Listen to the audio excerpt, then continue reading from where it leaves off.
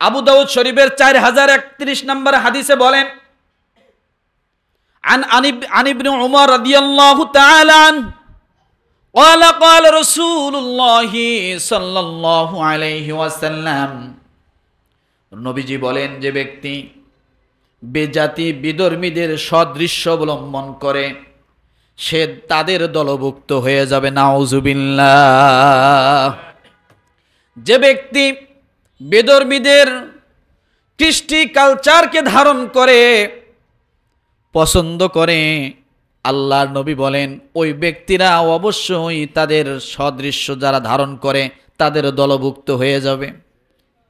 এবার বোঝেন, আপনার যদি একজন আলেমের সাথে মহাব্বত থাকে, কিয়ামত হবে কার সঙ্গে?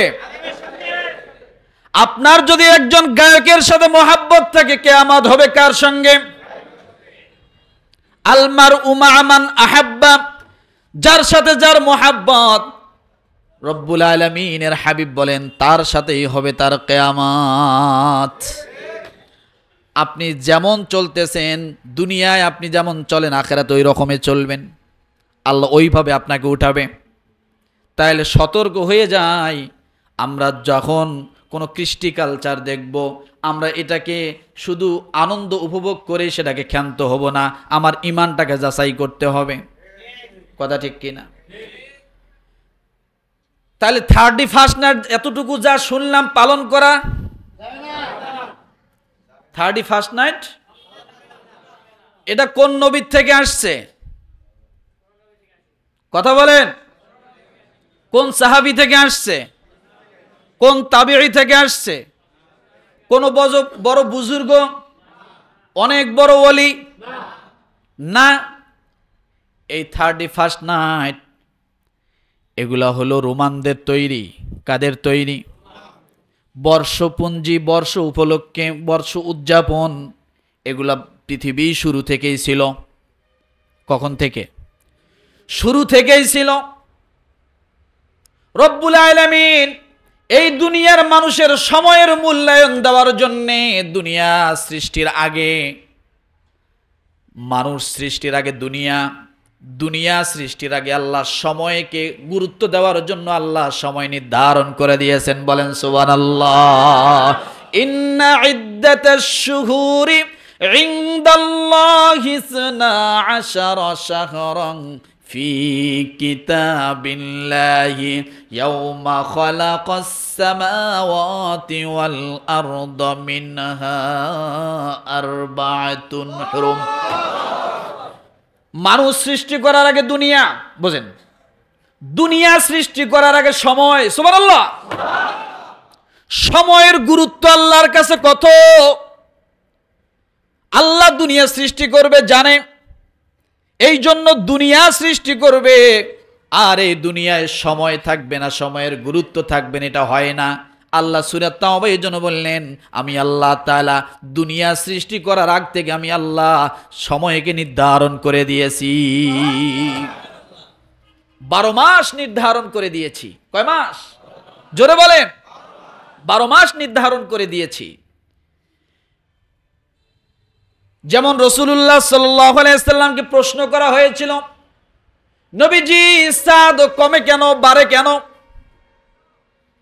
চাঁদের ক্রমবর্ধমান কেন?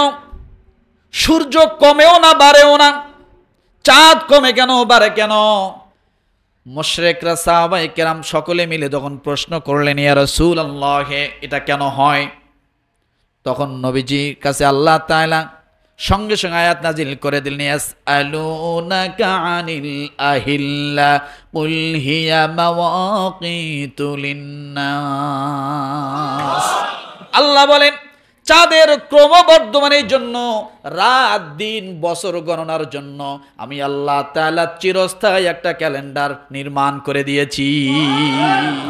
চিরস্থায়ী ক্যালেন্ডার। আগের মানুষ চাঁদ দেখলে বুঝতে পারতো চাঁদের কয়দিন যায়, তাই না?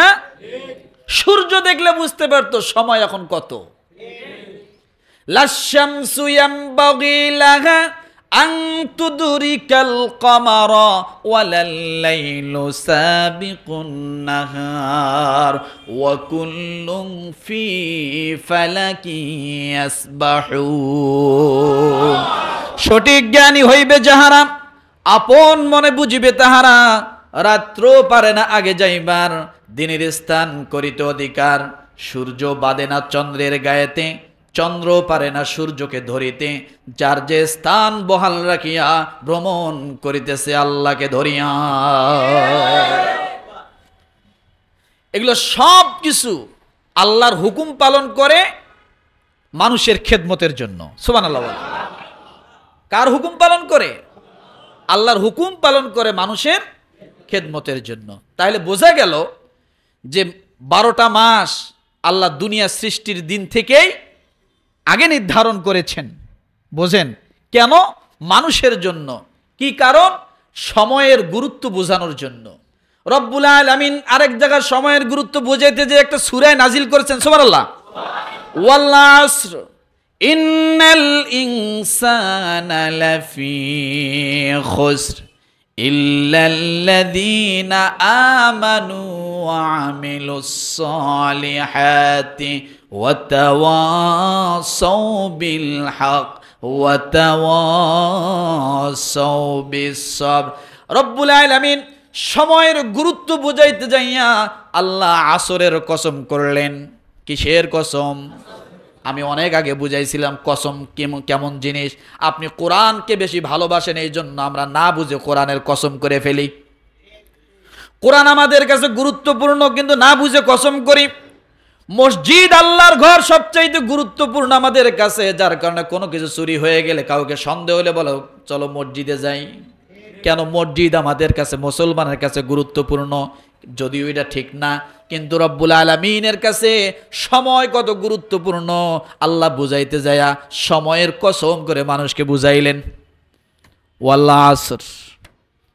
তাহলে সময়ের গুরুত্ব আছে না নেই? কথা বলেন।